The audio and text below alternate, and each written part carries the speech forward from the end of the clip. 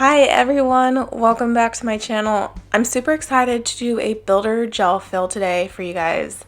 I already covered this in my peel base video, but today is literally an extensive, in detail, in-depth video.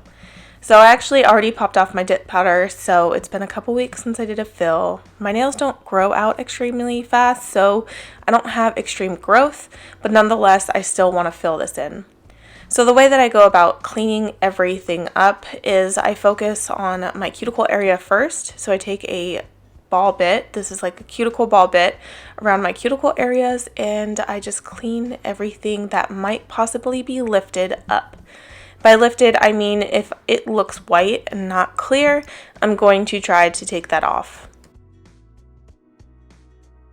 I also use a hand file, so technically you don't have to use a drill for this, but I do use a hand file to go around my cuticle and sidewall areas and really thin those out because the fill is going to cover those areas. So I'm taking my hand file, again, like I just said. I do try to bring down the bulk on the top if there is any bulk, but really I care about focusing on the sides and the cuticle area. Then I go ahead and brush all of that off, and if there's anything else that needs to be done, like cuticle prep, all that stuff, then that's what I have to do next. So I'm going to take my cuticle pusher and push back my cuticles because you'd be surprised how much extra growth you actually have if you just push back your cuticles. So I do recommend before you do a fill to push back your cuticles and do your cuticle prep at this point.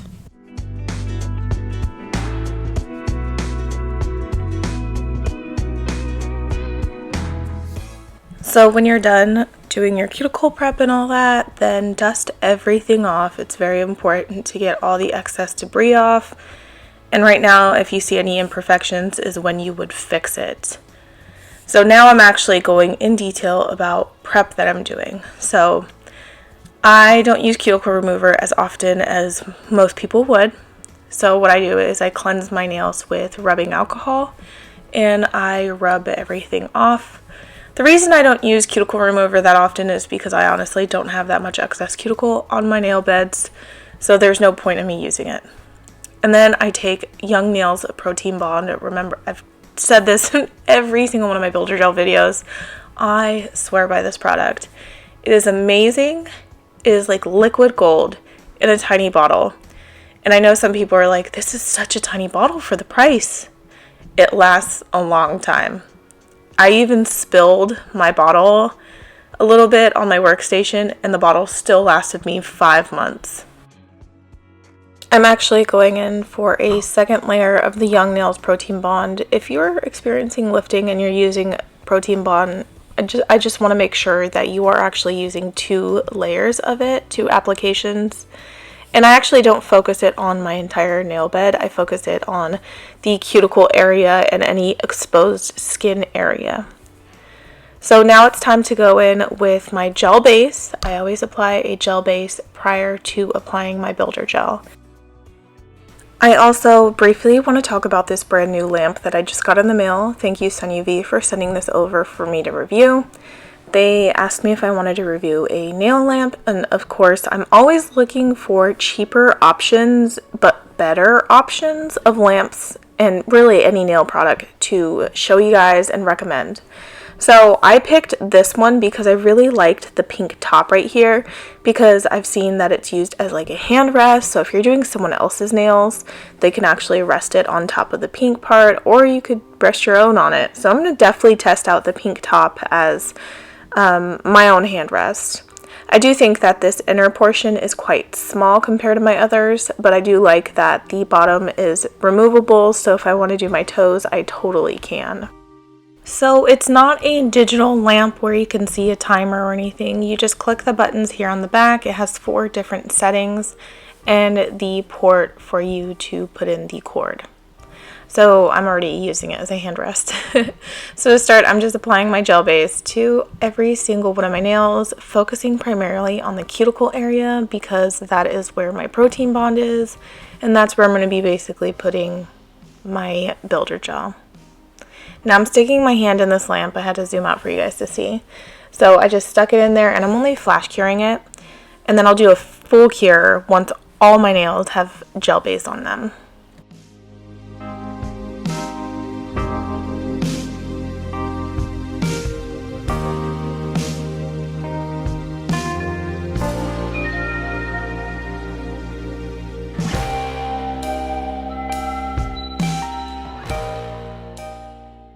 So now this is the full cure, so I made sure to select the 60-second setting. Previously I was doing the shortest amount of time setting, so it would only like flash cure it. I will say that I do wish that it was like a digital one. My other ones are digital, so I have that like luxury of seeing how many seconds I have left, but now I don't. As many of you guys already know, I use Triple D's Builder Gel and her Builder Gel brush. It's a beautiful brush, and I love the size of this brush. It is thin, it is small, it is rounded, so it really gets in my cuticle area nice and tight, so I like that. I've been going through this Builder Gel tub for quite a while now, so it's a little thicker than when I originally got it, because, you know, that's time and temperature. So I take my Builder Gel brush and I just drag it across the surface, and then I tap the edges so the string will disconnect, and then I start focusing it on my nail, my cuticle area.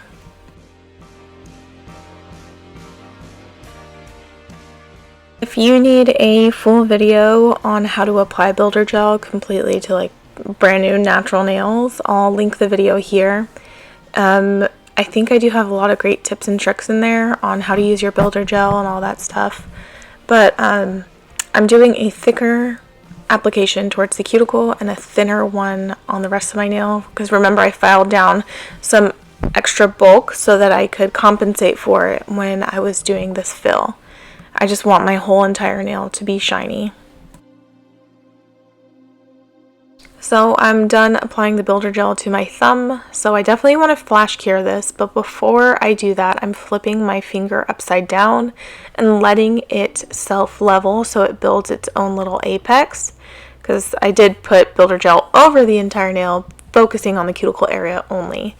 So I flipped it over for a little bit, everything looks pretty good, so I'm going to put it in my lamp.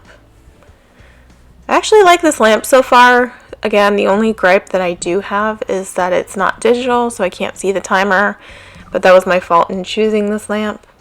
So again, I'm going into my Builder Gel pot, gliding across the surface with my brush. I highly recommend gliding, not dunking your brush directly into your Builder Gel pot. And then like starting near the cuticle area. My index finger is always like a problematic finger for me. I don't know why, but it's definitely not shaped the way the rest of mine are. The side walls, just like I feel like they dent in. So Builder Gel is great for compensating for the lack of shape that my index finger has.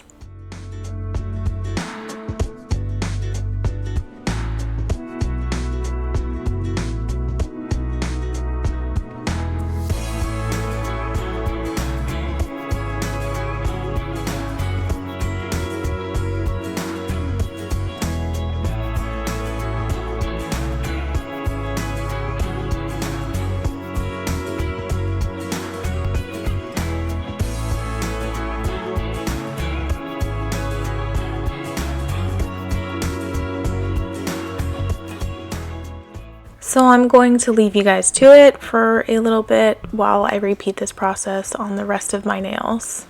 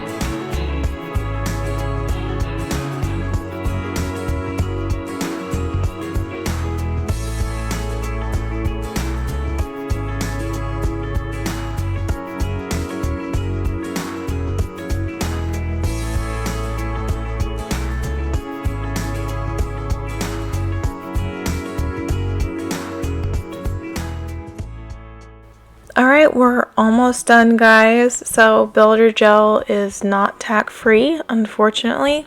So I actually have to cleanse the nail so that the tackiness is gone. So I'm inspecting all the sides and I'm happy with the application. So I take a little pump bottle of rubbing alcohol and I clean everything off. And it's at this point that if you decide that you want to shape a little better, like for example, it didn't level on you, you would do the shaping now. So thank you guys so much for watching. I hope this video helped you with your Builder Gel fills. If it did, please give it a thumbs up and subscribe, and I'll see you soon.